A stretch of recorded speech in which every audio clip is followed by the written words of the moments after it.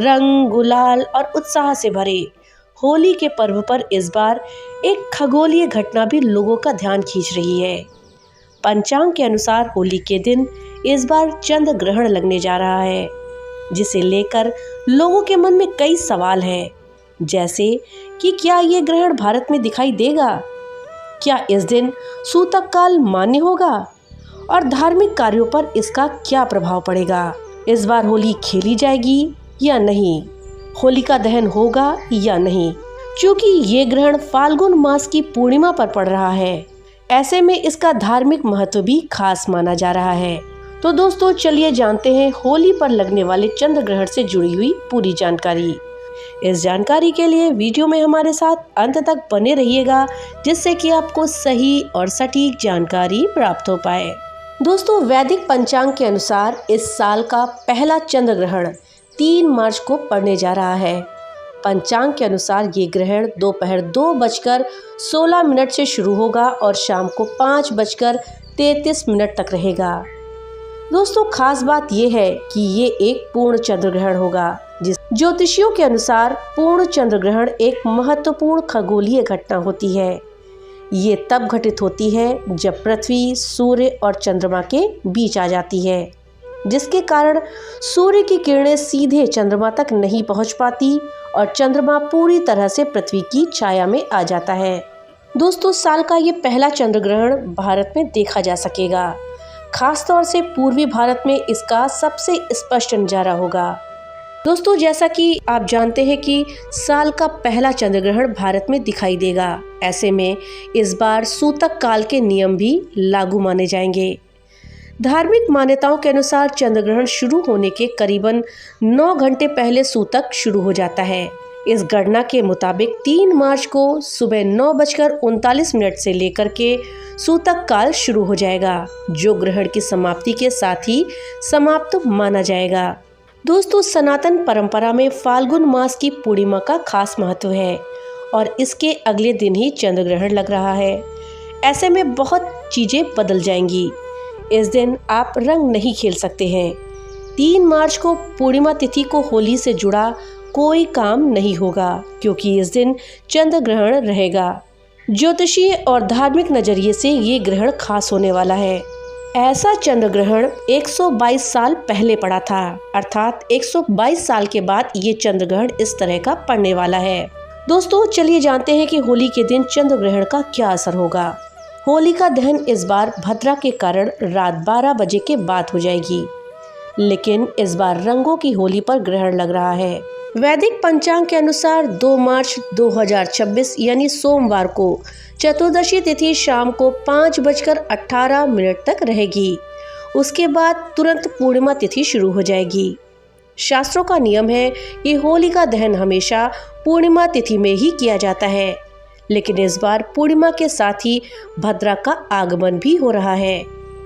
2 मार्च की शाम 5:18 से लेकर के पूरी रात और अगले दिन 3 मार्च की भोर तक यानी सुबह 4:56 तक भद्रा का वास रहेगा। शास्त्रों में भद्रा काल में होलिका दहन वर्जित माना जाता है, क्योंकि इससे राज्य और व्यक्ति पर अशुभ प्रभाव पड़ते हैं। ऐसे में जब पूरी रात भद्रा हो तो शास्त्रों में भद्रा पुच्छ अर्थात भद्रा का पूंछ वाला भाग में कार्य करने का विधान है। दोस्तों इस साल दहन का सबसे शुभ समय यही रहेगा, अर्थात भद्रा का पुच्छ समय। दोस्तों शुभ मुहूर्त रात में 12:50 से लेकर के रात में 2:02 तक रहेगा, अर्थात 1 घंटा 12 मिनट। इसी समय में दहन करना शास्त्रीय दृष्टि से उत्तम और कल्याणकारी है। 3 मार्च मंगलवार को पूर्णिमा तिथि के दिन ही साल का पहला चंद्र ग्रहण लगेगा। ये ग्रहण भारत के कई हिस्सों में दिखाई देगा, इसलिए इसका धार्मिक महत्व पूरे देश में मान्य होगा, अर्थात सूतक पूरे देश में मान्य होगा। दोस्तों इस ग्रहण के दौरान ब्लड मून का नज़ारा भी देखने को मिल सकता है। चंद्र ग्रहण का सूतक ग्रहण शुरू होने के 9 घंटे पहले लग जाता है।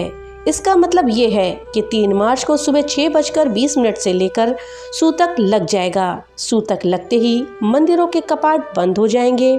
पूजा पाठ, मूर्ति स्पर्श और खाना पीना वर्जित होगा।